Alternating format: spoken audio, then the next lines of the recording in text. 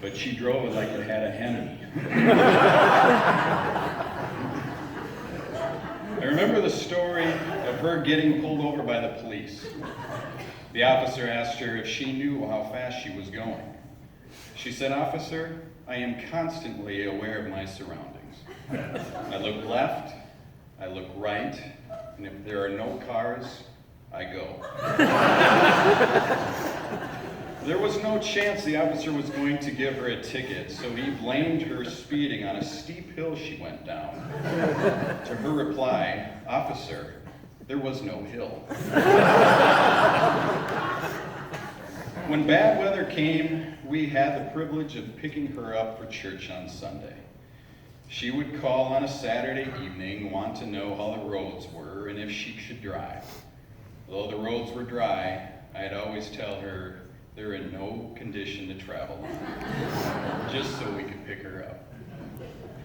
She always had treats for my kids during church. "Is chocolate going to be too messy?" she would ask. "No, Grandma," as I rolled my eyes. Cass had the wet wipes all ready to go. As we left church, that old school Christian woman came out.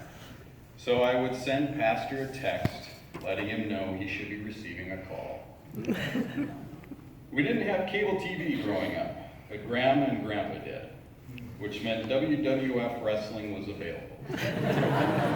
Whenever there was a main event that included my favorite wrestler, Hulk Hogan, I'd call Grandma up and ask if I could sleep over.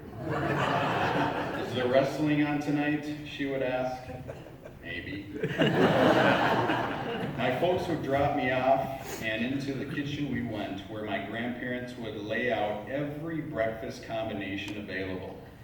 But I knew if I kept denying every option, they were going to take me to Rainbow for something my parents forbid: sugar cereal.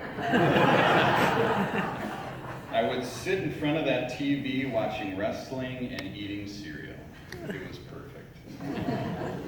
My sister Krista remembers Grandma being a perfect blend of sugar and spice, old and new, truth and grace.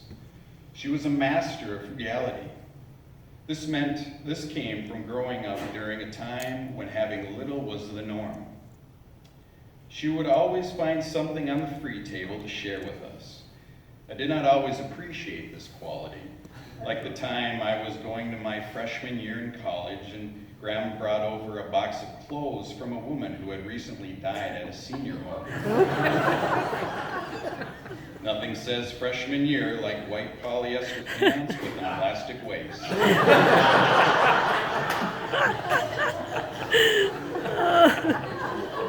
Now, as a parent myself, I see my kids' eyes light up every time their Gigi pulls something out of a bag for them.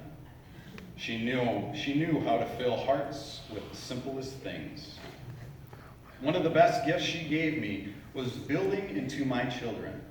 She loved them and they loved her. She always worried they would be bored visiting at her house.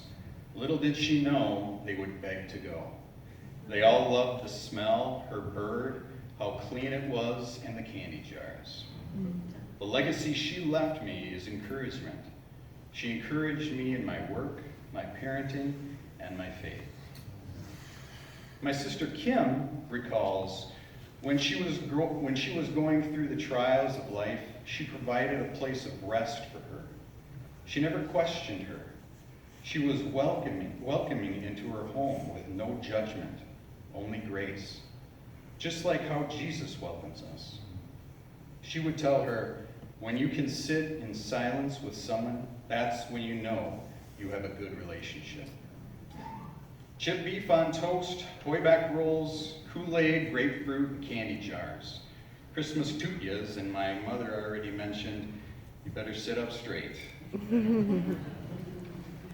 These are all wonderful memories that we have of our grandmother. But the one that stands out the most is her faith in Jesus. She was a prayer warrior. The dictionary describes the word constant as not changing or varying, continuing without pause or let up. It also describes prayer as a devout petition to God. She treated prayer the way you treat eating and sleeping. Grandma would always talk about how she loved praying for her kids' kids, and her kids' kids' kids. And that was just the kids. Outside of her family, she would pray for all of you. Each one of us in this room, she has prayed for. She prayed for joy, strength, forgiveness, and peace. That we all would understand someday the gift God has given us as he sent his son to die on the cross for our sins. And now, as she is finally in her Savior's sight, what a glorious day it is to finally be with God that created her and tracked down that bald-headed man she called Garrett. Romans 12:12 says, "Rejoice in hope, be patient in tribulation, be constant in prayer." That was our grandma. We will always remember and cherish her.